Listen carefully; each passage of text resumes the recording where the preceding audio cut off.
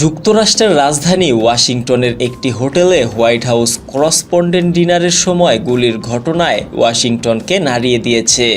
এরই মধ্যে সামনে এলো অনুষ্ঠানের ঠিক আগে করা ট্রাম্পের প্রেস সচিব ক্যারোলিন লেভিটের মন্তব্য।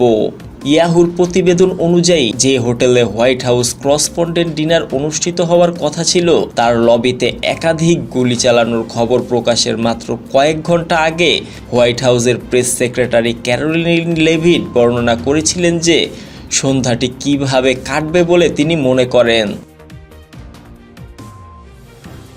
অনুষ্ঠানের ঠিক আগে তিনি বলেছিলেন, there will be shots fire tonight, আজ রাতে কিছু গুলি ছোড়া হবে। তিনি বলেন তিনি লড়াইয়ের জন্য প্রস্তুত। আমি বলতে পারি আজ রাতে বক্তৃতা হবে ক্লাসিক ডোনাল্ড জে ট্রাম্পের মতো। এটা মজাদার হবে, বিনোদনমূলক হবে। আজ রাতে কিছু গুলি ছোড়া হবে, তাই সবার দেখা উচিত। এটা সত্যি দারুণ হবে, আমি এটার জন্য অপেক্ষা করছি।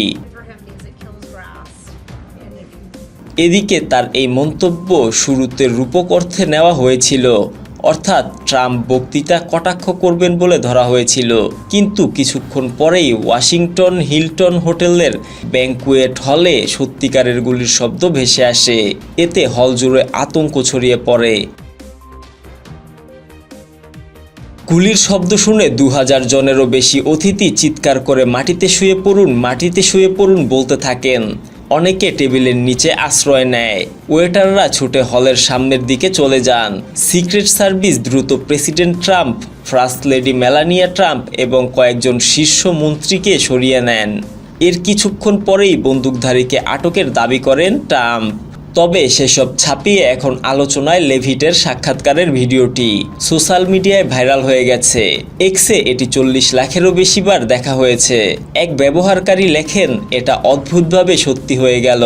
আরেকজন লেখেন, এই কথা এত দ্রুত ফলে যাবে তা বুঝিনি। আরেকজন বলেন, বাহ, গুলির ঘটনার সঙ্গে এটার কি অদ্ভুত মিল।